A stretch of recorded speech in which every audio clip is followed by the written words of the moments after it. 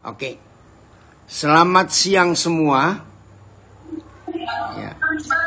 Ya, kepada semua peserta yang sudah hadir sejak pagi tadi.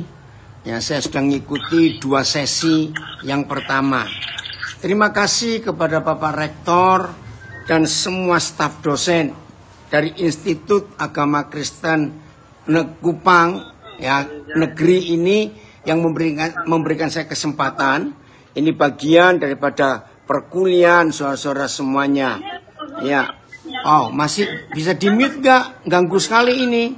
Peserta yang lain tolong di-mute. Host bisa. Ya, terima kasih. Karena sangat terganggu. Ya. Topik seminar 2 hari ini dan termasuk dari program kuliah Institut Agama Kristen Kupang Negeri untuk membawa kita kepada sebuah konsep. Apa yang terjadi pada kehidupan yang tanpa ayah atau fatherless. Lagi sekali saya berterima kasih karena dapat kesempatan yang luar biasa ini. Lalu bagaimana orang-orang yang tidak punya ayah ini menemukan jalan hidupnya atau jati dirinya atau self image-nya, bagaimana caranya? Ya, terima kasih. Salah satu anak saya, Dr. Hari Nenobais, membantu saya untuk membuatkan makalah ini. Ya, bagian pertama disebutkan bagaimana kita menghancurkan sebuah stigma, sebuah stempel atau cap yang ditemukan dalam masyarakat. Mengapa hampir rata-rata kalau ada seorang atau pribadi yang lahir dan didewasakan tanpa ayah, itu kebanyakan, ini di masyarakat terjadi loh saudara, kebanyakan anak-anak itu atau pribadi itu bermasalah. Nah, stigma itu harus kita hancurkan lewat seminar 2 hari ini. Dan sesi ketiga untuk hari ini bagian saya. Dan untuk minta maaf kepada semua tim, karena besok saya nggak bisa ngikut karena saya dalam perjalanan dari Nabire ke Makassar. Nah, fenomena hidup tanpa ayah ini, hari-hari ini makin marak terjadi di mana-mana, bahkan ini secara global. Nah, statistik yang dimiliki ditemukan ya negara-negara mana saja yang status masyarakatnya itu hidup tanpa ayah. Nah, ini menyedihkan sekali, Ibu Bapak Saudara-saudara. Indonesia ada di peringkat ketiga dunia. Aduh, sedih sekali. Indonesia ada di peringkat ketiga dunia, negara atau masyarakat yang fatherless, tanpa ayah. Saudara, pada abad yang lalu, generasi tanpa ayah itu karena perang. Ya, waktu perang terjadi, perang dunia pertama, perang dunia kedua, lalu perang Vietnam, perang Korea, perang Tiongkok dengan Jepang, lalu perang Teluk, perang Afghanistan, pokoknya perang semuanya. Itu banyak anak-anak dewasa tanpa ayah karena ayah-ayah mereka menjadi korban perang. Setelah perang dunia kedua, generasi tanpa ayah itu terjadi, karena faham free sex. Seorang psikolog dari Eropa, namanya Sigmund Freud, membuat sebuah teori yang sangat menyedihkan. Dia berkata bahwa sebetulnya manusia ini nggak perlu hidup tanpa aturan, seperti binatang itu, Akhirnya ketika penemuan ini menggelegar seluruh Eropa, maka lahirlah free sex. Orang-orang hidup tanpa ikatan pernikahan. Nah, itu terjadi sampai hari ini. Bahwa banyaknya fatherless, banyaknya generasi orang-orang hidup tanpa ayah, Yang sekarang karena free sex. Tidak mau terikat dalam hukum pernikahan. Alasannya ya kalau cerai tidak cocok supaya nggak bikin repot. Bahkan tidak sedikit dalam masyarakat kita. Izinkan saya berkata ini. Ada satu ibu. Dan saya percaya kita sudah sering menemukan. Satu ibu punya 3 anak atau lebih. Ternyata ayah dari anak-anak ibu ini adalah beda-beda. Bisa bayangkan. Di dalam beberapa kasus di daerah. Kita melihat ada anak-anak lahir menggunakan FAM. Nama keluarga, marga kalau orang Batak. Itu dari neneknya atau ibunya. Atau tantenya. Nah, inilah generasi yang tanpa ayah. Saudara, ada juga ayah-ayah yang masih hidup dan tinggal di rumah. Tetapi ayah-ayah ini tidak berfungsi sebagai ayah. Hanya sebagai sebutan ayah. Tapi gak ada manfaat buat anak-anak. 2 sesi yang saya ngikuti tadi pagi sedih. Dari 2 sesi itu ada pertanyaan yang sama. Tolong itu di mute ada, tolong ya. Host, tolong perhatikan supaya kalau ada yang belum di mute itu mikrofonnya ini mengganggu sekali. Ya. Terima kasih. Masih ada satu lagi, Yohanes Calvin. Oke, belum dimatikan. Wetang Tera belum dimatikan juga, tolong. Ya. Nah, jadi ada generasi tanpa ayah, tapi ayahnya ada di rumah. Masih menikah dengan ibunya. Tetapi di rumah itu ayah ini gak berfungsi. Nah, kalau sampai ada anak-anak yang lahir dan menggunakan nama keluarga dari neneknya atau ibunya atau tantenya. Maaf, itu karena free sex. Kita tidak bisa menyalahkan ibu-ibu yang harus menikah sekian kali. Karena ketika anak pertama lahir tanpa ayah, maka wajar ibu ini ingin mencarikan ayah untuk anaknya. Nah, ini masalahnya, maafkan saya. Hampir tidak ada pria yang mau menikah dengan seorang yang sudah punya anak. Maaf saya berkata. Kalau toh ada risikonya cukup besar. Kalau sampai ayah sambung ini punya anak kandung, maka dia akan punya anak tiri. Dan bagaimanapun juga sayangnya ayah tiri kepada anak pertama dari istrinya akan beda dengan sayang dia kepada anak kandungnya yang adalah anak kedua dari si istri. Saudara, ini masalah lagi. Tolong di mute. Saudara, para peserta sangat mengganggu. Ya. Nah, saudara perhatikan lagi. Akhirnya anak kedua lahir. Ibu ini cerai lagi. 2 anak. Maksudnya baik ibu ini mencoba cari pria lain yang mungkin bisa jadi suami dan jadi anak dari 2 anaknya ini. Wajar itu. Kita nggak bisa nyalakan ibu yang seperti itu. Nah, inilah yang terjadi. Oke, nanti kita akan bahas ya. Lalu bagaimana dengan anak-anak yang mengalami fatherless karena kematian, perceraian atau tidak terlibatnya ayah dalam kehidupan sehari-hari? Apakah anak-anak ini masih bisa memiliki kehidupan yang baik dan masa depan yang baik? Masih. Nah, dengarkan ini. Gereja nomor 1 adalah gereja yang wajib para majelis dan para gembala di gereja itu wajib menjadi ayah untuk anak-anak itu. Jangan dibiarkan kalau ada di gereja kita, di jemaat kita. Anak-anak yang tanpa ayah, jangan dibiarkan. Itu tanggung jawab gereja.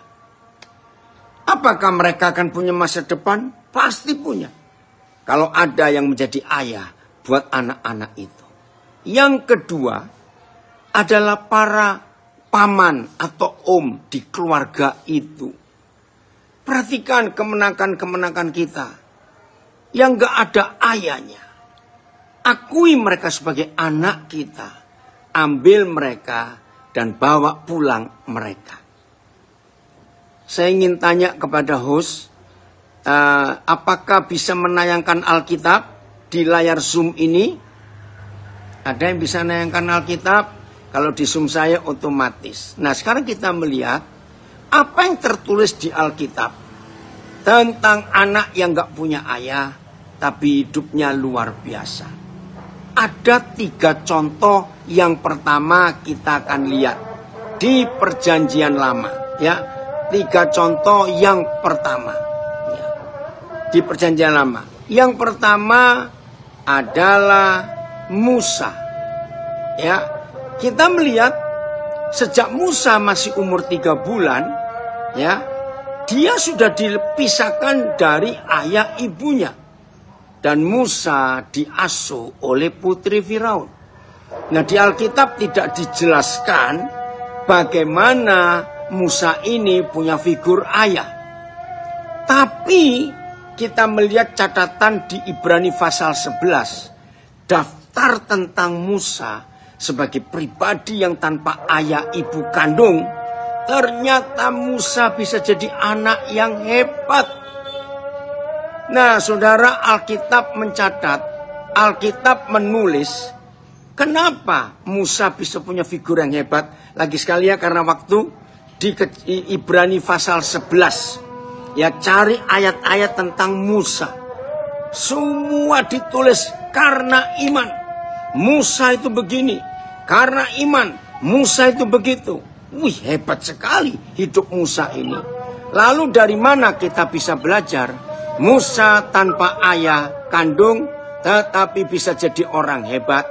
Ternyata ada catatan dikatakan ibunya masih punya kesempatan untuk menyusui Musa sampai umur sekian. Ya, masih ingat ya? Ketika dengan terpaksa papa mamanya Musa menghanyutkan Musa di sungai Nil, lalu Miriam kakaknya yang sangat sayang adiknya, dia ngikuti keranjang dari dahan papirus itu dibawa kemana. Tiba-tiba dia melihat putri Firaun sedang mandi di sungai Nil, lalu melihat ada keranjang berisi bayi dan anaknya itu cakep, ditulis begitu. Lalu putri Firaun mengambilnya. Nah, waktu dia mengambilnya, lalu dia teriak, "Weh, siapa ini yang ibu bisa menyusui anak ini?" Miriam dengan cepat, "Oh putri, saya tahu." Miriam tidak bohong. Nah, menurut catatan itu, dan itu tradisi semua ibu. Saudara, ini dahsyat sekali. Jadi ketika ibu-ibu itu menyusui sampai hari ini, saya percaya yang di Kupang, karena saya pernah lama tinggal di Kupang. Saya tahu yang ada di daerah NTT, pulau lain, di Maluku, di Jawa, di Papua, di Sumatera. Bahwa ternyata setiap ibu yang menyusui bayinya, itu ada nyanyian-nyanyian ya, yang keluar dari isi hati si ibu. Bagaimana nanti nak kalau kamu besar, kamu harus jadi begini, kamu harus jadi begitu. Nah, saya menemukan fakta itu. Nah, saya pernah jadi guru sekolah minggu. Nah, ketika saya belajar tentang Musa, begitu hebat tercatat di kitab Ibrani pasal 11 itu. Maka saya itu tanya, kira-kira siapa guru sekolah minggunya Musa ini ya? Kok sampai bisa mendidik Musa seperti itu? Dia sejak umur 3 bulan, masih bayi, masih orok, tidak ketemu papa mama kandung. Tinggal di negara, di sebuah keluarga yang penuh sihir. Karena Firaun penuh penyembahan berhala. kok anak ini tidak terpengaruh? Luar biasa. Ternyata dari mamanya menyusui sekian bulan itu, maka Tuhan menyimpankan firman di hati Musa. Nah, ini yang pertama, bagaimana anak-anak tanpa ayah. Maka itu ibu-ibu, mama-mama yang menyusui. Kalau toh suami saudara meninggal, anak ini nggak punya ayah atau diceraikan, maaf, atau karena free sex. Selama menyusui, masukkan firman Tuhan ke hidup anak itu, bayi itu. Ternyata secara children psychology, ilmu jiwa anak-anak, semua balita di bawah 5 tahun, apa yang didengar, apa yang dilihat, apa yang dirasakan, ya, maka semua itu akan tertancap di hidup anak itu. Wih, luar biasa ini saudara. Maka itu ayo kita perhatikan baik-baik. Selama menyusui, itu waktu yang paling indah untuk anak-anak dimasukkan firman. Yang kedua adalah Yusuf. Kita melihat sejak umur 17 tahun, Yusuf dicabut dengan paksa oleh ke-10 kakaknya. Yusuf anak kesayangan dari Yakub. Ya, saya ulangi, dicabut dengan paksa. Saudara, dibuang ke sumur, jual ke Mesir jadi budak, enak sebentar, masuk penjara gara-gara istri Potifar, penuh penderitaan. Saudara, Yusuf hidup tanpa ayah sejak umur 17 tahun. Tapi dia jadi orang hebat. Nah, tolong perhatikan, supaya stigma jelek bahwa hidup tanpa ayah kebanyakan rusak. Lihat hidup Yusuf. Di perjanjian lama hanya ada 2 tokoh. Ya, catat. Di perjanjian lama hanya ada 2 tokoh. Yang sampai hari Tuhan panggil pulang ke surga, mereka tidak punya catatan dosa. Nah, salah satu dari 2 ini adalah Yusuf. Wah, waktu saya mempelajari hidup Yusuf yang tanpa ayah itu, kok bisa anak ini hidup tanpa ayah tapi tetap mempertahankan kekudusan? Masih ingat ketika istri Potifar menggoda dia? Nanti baca Kejadian 39. Dikatakan ketika istri Potifar melihat Yusuf yang begitu cakap, menawan, wih, dia goda Yusuf. Ada ayatnya ke-10 di pasal 39. Ketika dari hari ke hari istri Potifar menggoda Yusuf. Saudara ingat loh, Yusuf waktu itu masih remaja, belum umur 20. Berarti istilah kejiwaan, libidonya luar biasa. Tapi dia menang. Maaf, ini intermezzo. Untung Yusuf bukan orang Indonesia. Bah, apa hubungannya? Maaf. Orang Indonesia itu, kita orang Indonesia ini punya ilmu namanya haji mumpung. Wah, kesempatan ini. Ingat, Potifar itu eselon 3 dari kerajaan Firaun. Orang Indonesia punya logika. Wah, kalau diberi kesempatan oleh pejabat, kenapa tidak diterima? Saudara dengar ya, maaf saya berkata. Kalau Yusuf berpikiran seperti kita, dia bisa berkata, Tuhan, aku nggak cari masalah loh. Istri Potifar itu yang ganggu aku. Saudara tahu nggak? Kalau Yusuf mengiyakan ajakan istri Potifar, saya percaya nasibnya berubah. Istri pejabat eselon 3 nggak akan membiarkan anak ini tetap jadi budak.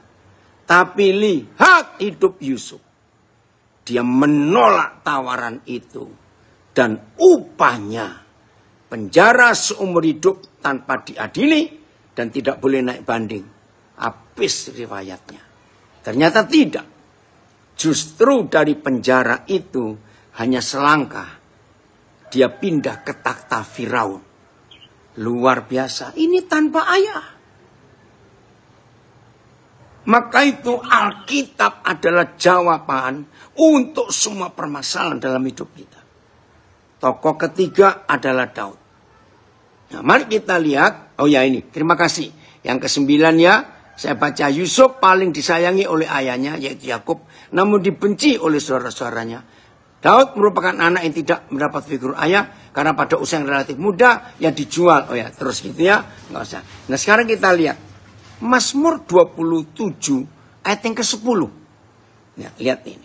Bagaimana hidup Daud, anak yang tertolak. Ya, Mazmur 27, ayat yang ke-10. Yang di Zoom IKN bisa menanyakan Alkitab tidak? Saya lupa memberitahu Bu Debi ini. Ya.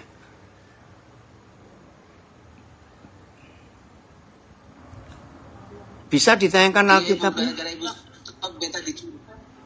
bisa.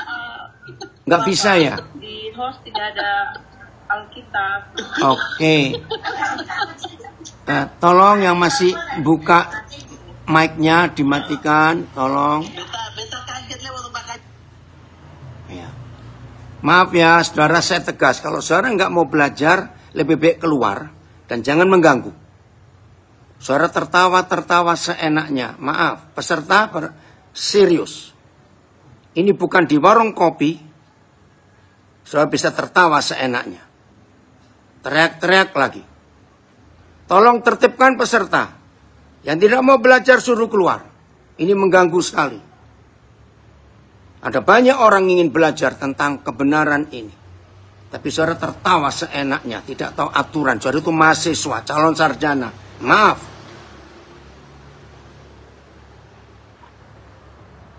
Terima kasih kalau saudara mendengar ini. Oke.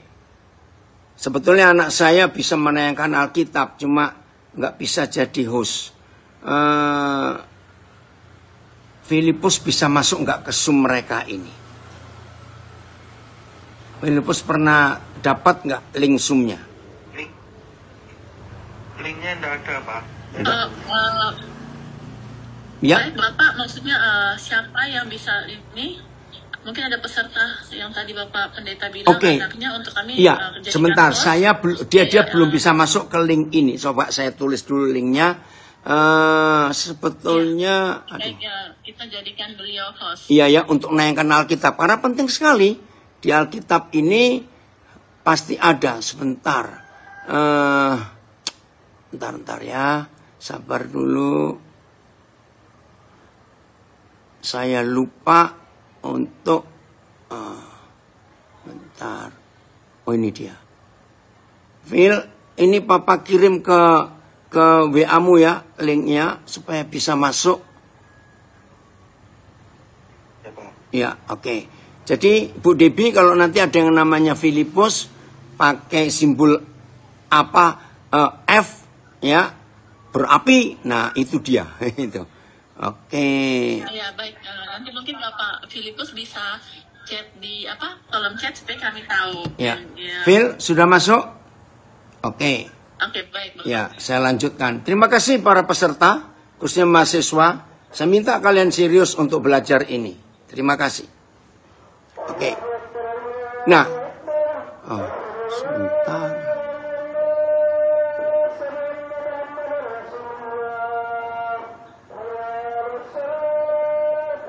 Bentar, belum masuk. Oke. Ya. Ya. Udah, Filipus coba tayangkan Mazmur 27 ayat 10. Mazmur 27 ayat 10. Belum? Nah, ini kisah hidup. Bapak, peserta dengan yang nama Filipus belum masuk, belum gabung ke ini. Oh, belum. Filipus belum gabung? Iya, belum. Filipus? Ya, udah. Kita tunggu. Nah, suatu hari Daud menuliskan kisah hidupnya di Mazmur pasal 27 ayat yang ke-10. Begini Daud menulis, dan itu dikenal oleh seluruh dunia sampai hari ini. Sekalipun ayahku dan ibuku meninggalkan aku, membuang aku, nah itu sudah masuk itu ya, menolak aku, namun Yahweh Tuhan menyambut aku. Nah, saudara perhatikan. Kalau tentang Musa, dia hidup tanpa ayah bisa hebat. Karena ibunya sejak Musa masih bayi sudah menyimpankan firman. Menaruh firman di rohnya, di hatinya, di pikirannya. Yusuf, walaupun hidup tanpa ayah umur 17 tahun, itu tercatat di Kejadian 37. Tapi dia dekat dengan Tuhan sebagai bapa. Sekarang Daud dibuang oleh orang tuanya.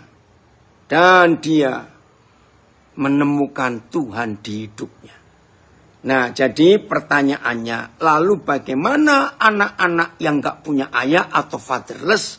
Ternyata Tuhan bisa menjadi ayah buat orang-orang itu. Kalau saudara-saudara kita itu tidak menemukan ayah, ya, secara manusia, entah tadi gembala atau majelis jemaat atau omnya, maka ada Tuhan yang luar biasa. Nah, sekarang kita lihat. Tuhan Yesus adalah satu-satunya pribadi. Tolong dicatat. Tuhan Yesus adalah satu-satunya pribadi di jagat raya ini yang mengenalkan kepada dunia. Tolong perhatikan. Dia tidak hanya mengenalkan kepada orang Kristen. Tidak. Yesus Kristus Tuhan adalah satu-satunya pribadi di jagat raya ini yang mengenalkan kepada semua umat manusia bahwa pencipta alam semesta itu adalah ayah. Maka itu ketika dia mengajar kita berdoa, Lukas 11 menulis, apabila kamu berdoa, katakanlah, Lukas 11 ayat 2. Katakanlah, Papa. Wih, itu luar biasa. Apa maksud Tuhan Yesus? Mengajarkan manusia kalau berdoa. Nah, itu ada suara lagi. Tolong, Sanita, matikan. Maaf. Kenapa hanya Tuhan Yesus? Lihat ini Lukas 11 ayat yang kedua. Jawab Yesus kepada mereka, apabila kamu berdoa, katakanlah, Papa. Saudara, ada maksud yang luar biasa. Kekristenan, kalau dibanding dengan semua agama di dunia, maka Kristen itu agama yang paling dekat dengan penciptanya. Saya masih ingat 4 hari pertama, ketika almarhum Abdurrahman Wahid menjadi Presiden Indonesia. Setelah pelantikan, waktu itu ada MTQ nasional di Padang. Ternyata Gus Nur dalam sambutannya luar biasa. Agama yang umatnya paling dekat dengan Tuhannya itu adalah orang Kristen. Karena manggil Tuhannya itu ayah. Wih, saya masih ingat itu ketika Presiden Gus Dur pidato memberi sambutan pembukaan MTQ tingkat nasional. Ayah. Nah, kenapa harus ayah? Kenapa dia nggak mengajarkan yang lain untuk Tuhan Yesus, untuk mengajar?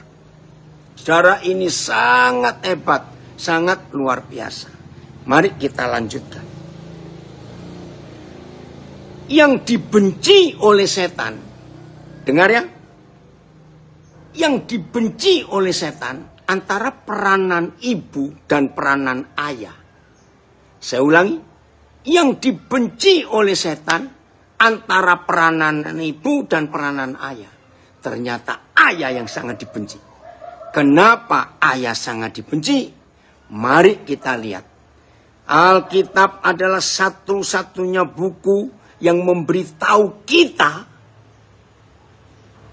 dunia ini musnah bukan karena tsunami, bukan karena perang nuklir, bukan karena AIDS, corona, tidak.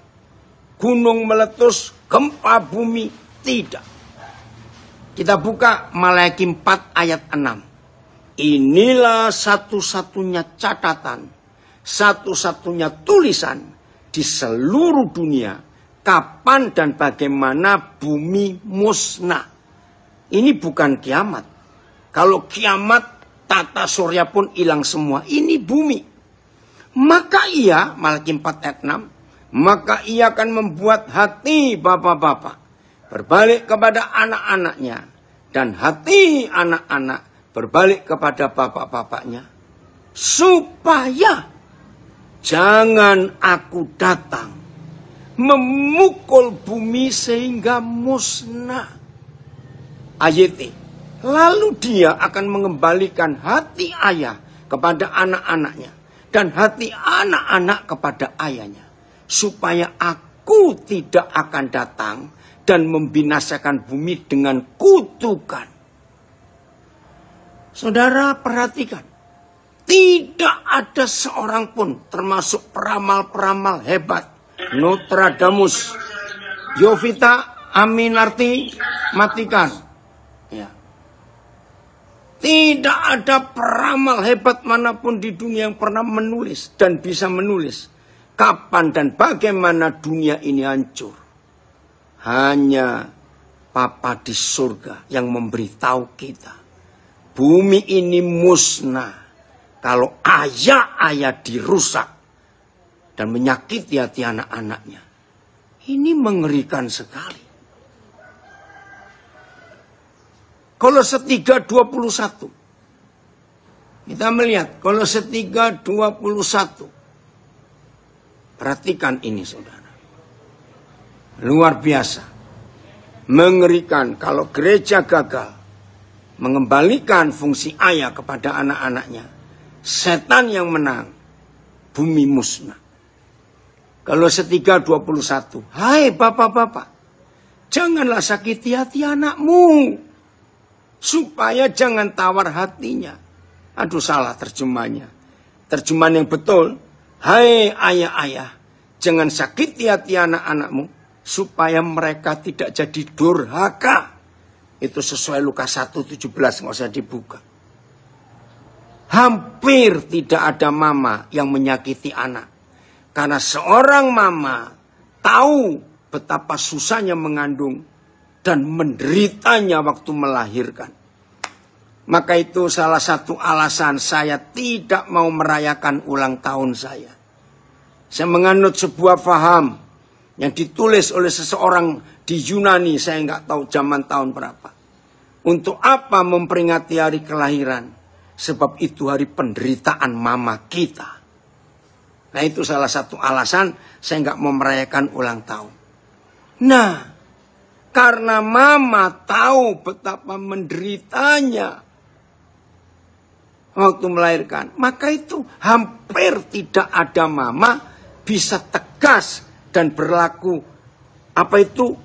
secara ketegasan karena tahu susahnya. Maka itu menurut Kolose 3:21, yang bisa menyakiti hati anak-anak itu papanya. Ayat berikut, Yohanes 14 ayat 8. Mengapa dunia penuh kejahatan sampai hari ini? Jawabannya, setiap manusia yang tidak menemukan rasa puas di hidupnya, setiap manusia yang tidak pernah merasa cukup di jiwanya, setiap manusia yang tidak pernah merasa kenyang rohnya, kenyang jiwanya, dan kenyang fisiknya, maka manusia-manusia itu akan mencari pornografi, free sex, alkohol, ya, tua buat orang Kupang, ya, narkoba, pornografi, kejahatan yang lain. Tolong perhatikan. Nah, suatu hari, saudara, kira-kira tahun 79 atau 80, saya lupa. Saya itu mencari jawaban. Lalu Tuhan, kapan dan bagaimana manusia itu bisa merasa cukup dan puas di hidupnya? Itu kalau apa? Tuhan Yesus pernah berkata, nggak ada gunanya kamu memiliki seluruh kekayaan dunia, jiwamu masih kosong. Masih ingat firman itu? Dan ternyata satu-satunya pribadi yang bisa membuat manusia berkata cukup, kenyang, puas, lengkap, utuh, komplit, sempurna. Lihat pernyataan Filipus.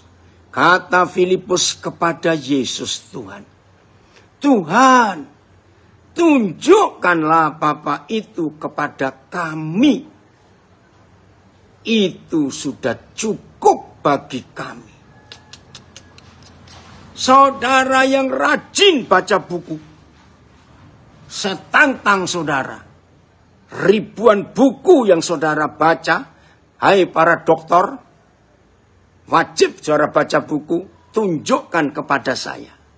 Pernahkah ada satu buku yang pernah ditulis oleh seorang manusia yang memberitahukan kapan seorang manusia bisa berkata puas, cukup, kenyang, komplit, konten? Wih. Ternyata hanya Alkitab yang menulis. Dan itu dinyatakan oleh Filipus. Kehadiran seorang ayah membuat anak-anak nggak kekurangan apa-apa. Cukup, lengkap, komplit, sempurna, utuh. Sehingga kalau ada ayah yang benar, menjaga anak-anaknya dengan benar, maka anak-anaknya tidak akan ingin hal yang jahat. Cukup ada papaku. Terima kasih Bu Debi, terima kasih KAN Kupang yang mengundang saya untuk bicara tentang fatherless generation ini. Hanya Alkitab satu-satunya buku yang pernah menulis 4 fungsi ibu dan 6 fungsi ayah. Dan itu seorang saudara kita, Paulus. Sebelum Rasul Paulus, di dunia ini tidak ada seorang pun yang pernah menulis siapakah mama itu dan siapakah papa itu. Kita buka 1 Tesalonika 2, mulai ayat 7. Nah, setelah Paulus menulis ini, baru dunia membongkarnya dan menambahkan dengan banyak ilmu, dan itu terjadi. Maka itu bersyukur kita punya Alkitab, bukan cuma kitab suci agama Kristen, Katolik, Protestan, tidak. Alkitab ini buku kehidupan, manual kehidupan untuk semua umat manusia. Maka itu siapa saja yang bukan Kristen dan gak percaya Yesus, tapi hidupnya menggenapi yang tertulis di dalamnya, orang itu pun akan dapat impactnya, akan dapat keuntungannya dari Alkitab ini. Saya sudah membuktikan di banyak orang yang saya tahu dia bukan Kristen, tapi melakukan kebenaran ini. Dan saya sebut salah satu yang sedang keren, Bapak Joko Widodo.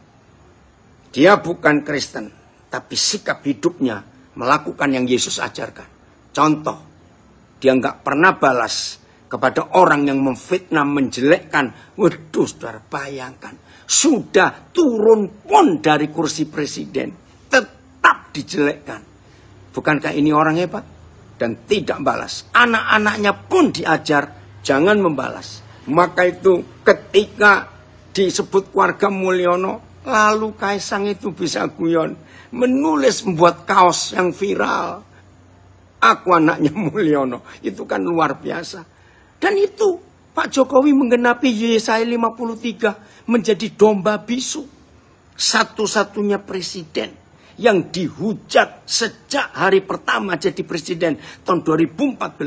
Sampai sudah turun 2024, 21 Oktober. Masih dihujat sampai tadi pagi. Saya masih lihat ada yang menghujat. Dia tidak membalas.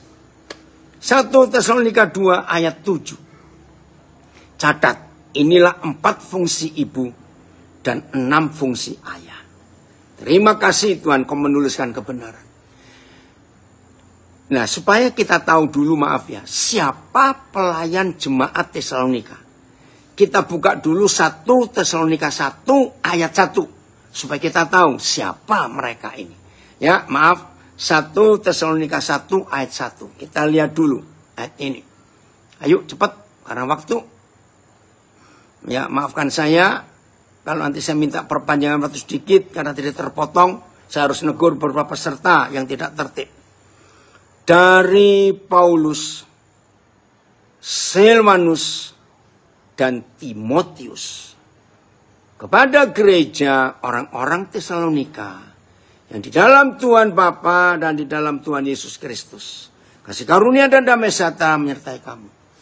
Ini 3 pria yang menjadi gembala pelayan gereja Tesalonika.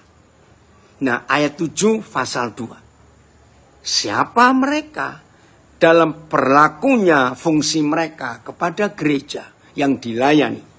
Maka itu para gembala yang pria, kita pun bisa jadi ibu untuk jemaat. Oke? Pasal 7, ayat 7, 1 Tesalonika 2 ayat 7. Yuk, ya satu terjemahan aja karena waktu.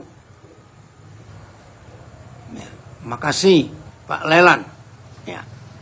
Tetapi kami berlaku ramah di antara kamu, sama seperti seorang ibu. Perhatikan. Bukankah ini Paulus, Silas, dan Timotius? Pria, kok bisa jadi ibu? Saya ulangi.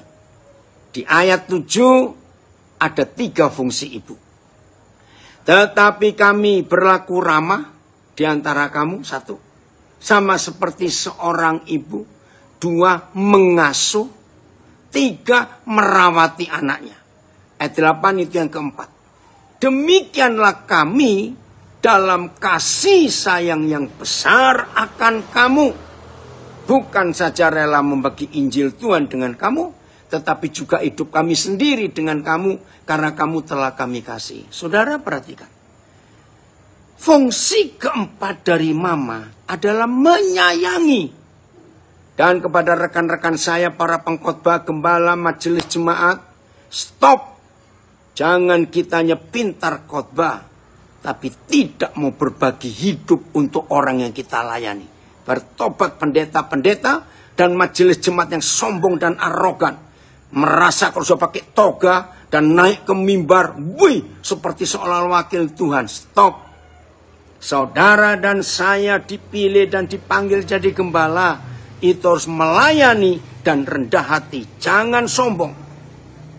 Perhatikan ini. Kalau orang Kupang masih kenal almarhum Pak Pendeta Meruk, mantan Ketua Sinode Gemit di tahun 70-an 80-an. Pertama kali saya ke Kupang tahun 79. Almarhum Pak Pendeta Meruk yang menerima saya. Saya cukup dekat dengan beliau. Waktu itu saya pernah pelayanan di Gemit, Kota Kupang. Waktu itu gembalanya masih Bapak Pendeta Vanggidai. Saya almarhum juga. Saudara, jadi saya tahu keadaan Gemit. Maka itu saya bisa berkata, jangan sombong para majelis. Kau usah pakai stola, pakai toga. Maaf, kita tetap hamba yang harus mau berbagi hidup untuk orang lain. Ini ibu. Jadi ada 4 fungsi mama. Perhatikan. Ayat 10, 9 saya tidak baca. Kamu adalah saksi. Demikian juga Tuhan. Betapa saleh, betapa adil, dan betapa tidak bercacatnya kami berlaku di antara kamu yang percaya. Ini siapa? Ayat 11. Kamu tahu betapa kami seperti ayah terhadap anak-anaknya. Luar biasa firman Tuhan ini. Saya ulangi, 4 fungsi mama: ramah, mengasuh, merawat, menyayangi. 6 fungsi papa, 3 di ayat 10. Papa harus hidup saleh, takut akan Tuhan, ya, rajin beribadah, hidup rohani. Nomor 2, papa harus adil. Nomor 3, seorang ayah itu dianggap pahlawan oleh anak-anaknya, sehingga di mata anak-anak ada kalimat ini: Mama, silakan salah, kami terima, tapi jangan papa. Ini yang buat saya bertobat. Masih ingat waktu kita masih kecil? Tolong kalau ada opa-oma juga yang ikut belajar hari ini, ada doktor-doktor teologi, profesor-profesor di bidang ilmu apa saja, mari kita ingat. waktu kita masih anak-anak. Mengapa yang namanya anak-anak itu lebih cepat memaafkan mamanya kalau salah?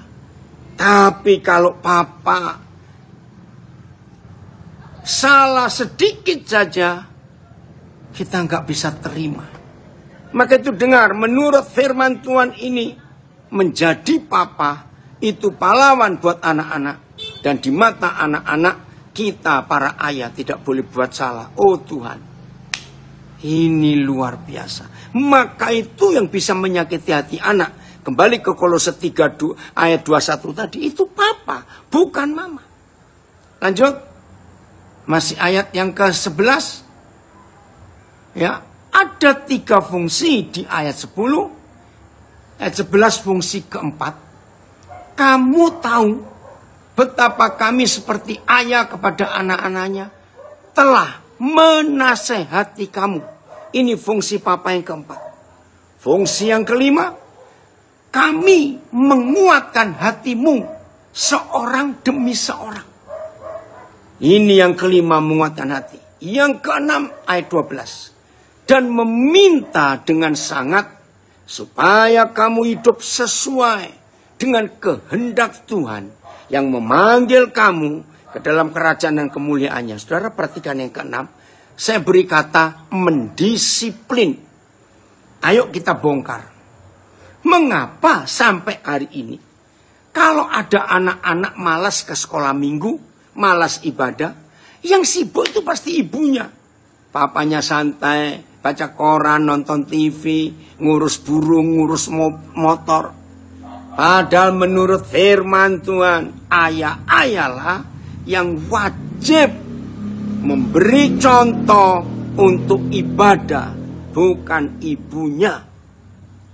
Nah sekarang, tolong kalau bisa buat tabel ya para mahasiswa yang belajar dan para dosen juga.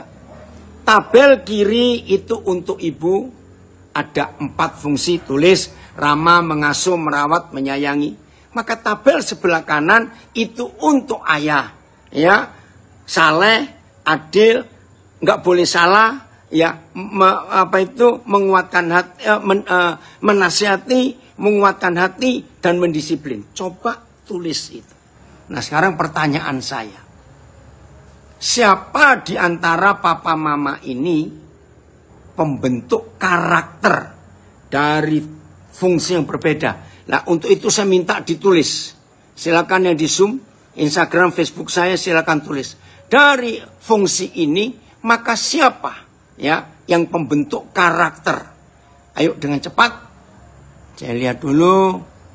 Ya. Ada? Tulis siapa, ayo saya tunggu. Siapa pembentuk karakter dari fungsi ini? Ya. Oke, nggak ada yang nulis. Tolong dong. Ayo kita belajar. Ayah, ada yang nulis itu. Ayah, terima kasih. Ya, ayah. Ini yang kita harus perhatikan. Nah, sekarang kita tahu mengapa setan lebih benci fungsi ayah daripada fungsi ibu. Karena kalau ayah itu nggak dirusak oleh si setan, maka anak-anak akan jadi generasi yang hebat sekali, saudara. Nah, setan nggak suka dengan itu. Maka itu hari ini kita harus sadar mengapa setan benci ayah. Saudara, biarlah tema ini tidak hanya tinggal jadi tema. Dan nanti para mahasiswa tidak hanya sekedar dapat nilai karena ada absensi. Tapi ayo kita lakukan. Kita lanjut sekarang. Supaya kebenaran ini memerdekakan kita semua. Saudara, nggak main-main hidup yang seperti ini. Sangat mengerikan sekali ketika setan merusak. Nah, puji Tuhan. Di Zoom banyak yang nulis ayah, ayah, ayah. Benar. Oh, ada yang baru tobeng pada ketemu saya di Mentawai tahun 2016. Senang bisa ketemu lagi di sini. Ya, wah, Amang Sibarani ikut juga untuk belajar. Ayo kita lanjutkan sekarang. Bagaimana peranan ayah yang dirusak oleh si iblis itu? Saudara, ayah itu sumber dari kehidupan. Tahun 74, dunia mengalami revolusi tentang darah yang sangat luar biasa. Nah, sejak Perang Dunia Kedua selesai, lalu yang saya sebut tadi Sigmund Freud, ya psikolog filosof Jerman itu menuliskan sebuah teori. Manusia itu hidup nggak perlu pakai peraturan, seperti binatang itu. Maka terjadi free sex yang luar biasa. Nah, saat itu pengadilan-pengadilan kerepotan. Karena banyak orang tua yang punya anak perempuan hamil, tapi nggak tahu siapa bapaknya anak-anak itu. Nah, akhirnya pemerintah Jerman minta kepada Departemen Kesehatan untuk menemukan sebuah cara bagaimana bisa menemukan anak ini itu anaknya siapa. Kalau ibu nggak usah ditanya, dia mengandung jadi tahu. Tapi yang menghamili ini siapa? Wah, saudara, kerepotan. Tapi Tuhan menolong gara-gara kasus itu. Akhirnya ditemukan pertama di dunia itu di Jerman. Yaitu sebuah tes DNA. Kalau saya Indonesiakan disebut tes keayahan. Ternyata hasil dari penemuan itu, orang-orang yang punya kehidupan, darahnya itu dari papanya, bukan dari mamanya. Wah, apa yang saya katakan? Revolusi. Berarti Tuhan Yesus memang DNA darahnya bukan dari Yusuf. Itu dari Roh Kudus. Karena Lukas 1 menulis bagaimana dia, Maria hamil. Lukas 1 menulis nanti Roh Kudus akan turun atasmu, Maria, kata Gabriel. Dan kamu akan mengandung. Jadi darah Yesus DNA-nya itu Roh Kudus, bukan dari Yusuf. Nah, sejak hari itu pengadilan di Jerman menemukan solusi. Maka ketika gadis-gadis ini hamil, lalu gadis ditanya, kira-kira ingat nggak siapa cowok yang meniduri kamu? Dipanggillah mereka semua dan dites ini. Nggak bisa lolos. Nah, sejak itu pengaruh free sex reda sedikit. Karena banyak cowok takut. Pasti bisa ketahuan aku menghamili siapa. Itu kan luar biasa, bukan? Nah, begitu bencinya setan kepada ayah, maka tidak sedikit setan merusak ayah. Tuhan tolong kami semuanya. Nah, sekarang untuk para ayah, mari kita bertobat. Mari kita bertobat. Kita buka sekarang kitab Ratapan, pasal yang kelima. Kitab Ratapan, pasal yang kelima. Berapa banyak tahun yang lalu, ya, Tuhan menyuruh Yeremia menuliskan kebenaran ini. Wih, ngeri. Ratapan pasal 5 mulai ayat yang pertama. Ya, Ratapan 5 mulai ayat yang pertama. Kita lihat. Maaf, saya harus mana? Udah, Ratapan 5 mulai ayat yang pertama.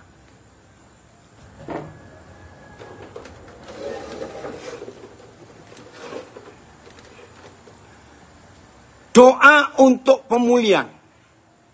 Ingatlah ya Yahweh, apa yang terjadi atas kami. Pandanglah dan lihatlah akan kehinaan kami. Saudara, kita nggak pernah tahu sebetulnya ini siapa yang dimaksud.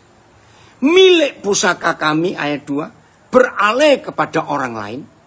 Rumah-rumah kami menjadi milik orang asing. Kasihan ya kalau kita melihat mereka ini. Nah, kita nggak tahu siapa mereka. Ayat 3 ternyata menjelaskan.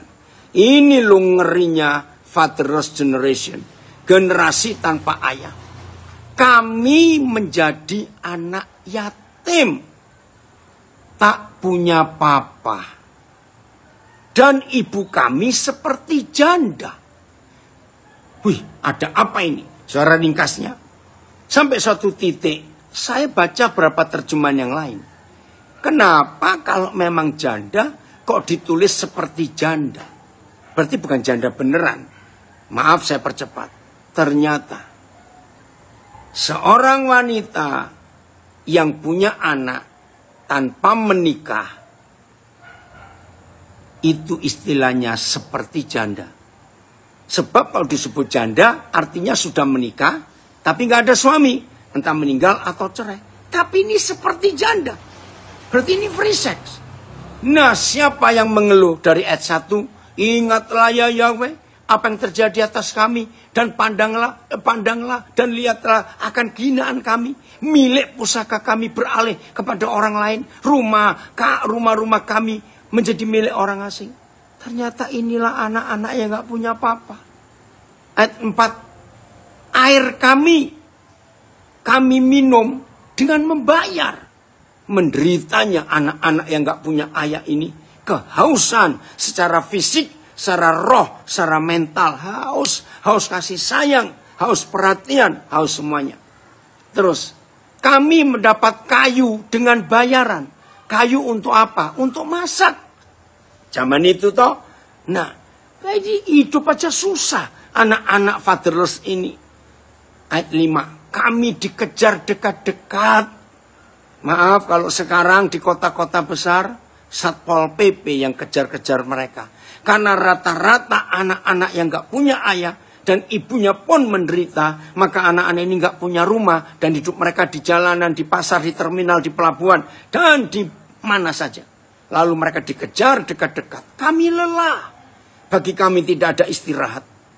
Kami mengulurkan tangan kepada Mesir, minta pertolongan dunia. Maka itu 90 sekian persen anak-anak fatherless di jalanan itu, di pasar, di terminal, jadi budak seks. Pokoknya dapat makan, entah disuruh apa saja. Dan minta kepada Asyur untuk menjadi kenyang dengan roti. Saudara tahu Asyur? Itu dewa Asyur itu korbannya adalah bayi-bayi. Ngeri. Nah, ayat 7 ini dahsyat. Mari pria-pria kita bertobat. Jangan kita melahirkan generasi tanpa ayah karena kekurang ajaran kita.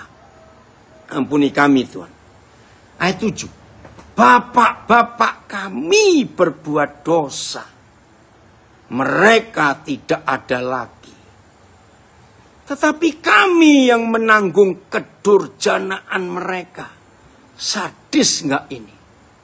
Wih, luar biasa. Filipus coba cari berapa terjemahan lain yang di Zoom ini ya. Ayo kita perhatikan. Maka itu anak-anak saya panggil para mahasiswa anak-anak saya. Papa minta kepada kalian, khususnya kalian mahasiswa yang belum menikah. Anak-anak papa yang pria, jangan kamu free sex, bertobat. Anak-anak papa yang gadis, jaga dirimu. Alkitab itu satu-satunya buku yang menuliskan tentang keperawanan selaput darah. Saudara baca kitab Keluaran, kitab Imamat. Wih, teliti sekali soal keperawanan itu. Maka itu anak-anak gadis, jaga dirimu. Ingat ya, Alkitab ini juga satu-satunya buku yang menuliskan tentang anak sulung. Ternyata anak pertama itu belum tentu anak sulung. Sebab menurut firman, anak sulung hanya dilahirkan oleh seorang gadis yang punya selaput darah, punya keperawanan. Perhatikan itu. Nenek moyang kami berbuat dosa. Oh itu AYT. Dan sudah tidak ada lagi. Kami menanggung kesalahan mereka. Leluhur kami. Oh enggak ada kata bapak-bapak kami ya. Baik. Ini yang kita ya ratapan 5. Mulai ayat 1. Kita jaga hidup kita saudara. Di dalam kebenaran ini. Mengapa anak-anak yang gak punya papa itu melakukan banyak kejahatan? Karena jiwanya kosong. FIA, Filipus FIA. Ya, yang di Zoom papa ini gak kebaca Yosef. FIA, Filipus. Coba. Ya. Oke, FIA sebentar ya. Yang di Zoom kita bisa membaca. Ayah kami telah berbuat dosa. Tetapi mereka telah tiada. Kamilah yang menanggung hukuman yang seharusnya dikenakan kepada ayah-ayah kami itu. Ini ngerinya dunia ketika para ayah dirusak oleh si jahat. Ayo para pria, jaga dirimu. Ayat terakhir untuk sesi ini sebelum nanti kita tanya jawab. 2 Samuel 13 ayat 15. Hai anak-anak, Papa minta kepada kalian mulai hari ini dalam nama Yesus. Hati-hati dalam pergaulan. Hati-hati. Saya tahu waktu saya lama tinggal di Kupang. Tidak sedikit anak-anak pakai fam neneknya, pakai fam ibunya. Karena ayah-ayahnya tidak ada. Ya.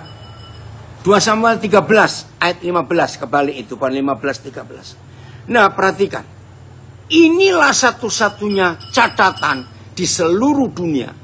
Bahwa kalau ada 13-15, Phil, bukan 15-13. Kalau ada orang pacaran, lalu si cowok minta seks. Maka menurut firman ini, dan catatan ayat ini sudah dibuktikan oleh sekian banyak psikolog yang saya pernah ketemu ajak diskusi. Bahwa 90 sekian persen cowok itu akan membuang ceweknya setelah diperawani. Catat, izinkan saya mengatakan kalimat jahat ini, tapi ini penting. Saya ulangi, 2 Samuel 13 ayat 15 adalah satu-satunya tulisan manusia di dunia yang sudah ditulis berapa ribu tahun yang lalu dan masih relevan sampai hari ini. Bahwa kalau ada 2 orang pacaran dan ceweknya diperawani, maka 90 sekian persen cowok bajingan itu akan meninggalkan si cewek. Kemudian timbullah kebencian yang sangat besar pada Amnon terhadap gadis itu. Bahkan lebih besar benci yang dirasanya kepada gadis itu daripada cinta yang dirasanya sebelumnya. Ringkas cerita nanti baca mulai ayat 1. Ini kisah menyedihkan dalam keluarga Daud, saudara. Jadi Amnon ini cowok kurang ajar betul. Birahi kepada adik tirinya dari mama lain. Lalu diperkosa lah. Padahal dia pertama jatuh cinta luar biasa. Diperkosa. Dan begitu sudah nikmati keperawanan langsung ditinggal. Lalu Amnon berkata kepada ceweknya itu. Bangunlah, anyalah. Diusir kayak ngusir anjing, saudara. Sadis. Dan tulisan ini terjadi sampai hari ini. Dan kurang ajarnya setan merusak pria-pria bajingan itu. Belum seminggu memerawani pacarnya. Dia sudah dapat gadis lain. Dan terjadi seterusnya. Tolong ya, tulis apa Devi Seldena, matikan mikrofonnya. Ini yang terjadi, maka itu ayo kita jaga dalam pergaulan. Jadi kesimpulan di sesi ini saya berkata, 1, anak tanpa ayah, Tuhan bisa jadi ayah. Atau kedua, gembala dan majelis atau para kemenakan-kemenakan kita anggap sebagai anak kita. Cara kedua, ibu-ibu yang melahirkan tanpa suami, didik anak itu dengan firman waktu ibu menyusui anak itu. Nah, yang berikut, ingat 4 fungsi mama dan 6 fungsi papa. Ayo kita kerjakan itu. Dan dalam hidup kita jangan ada free sex lagi. Kiranya Tuhan menolong kita untuk menjadi pelaku firman. Dan kita jadi ayah buat banyak orang di sekitar kita. Tuhan Yesus memberkati kita semuanya.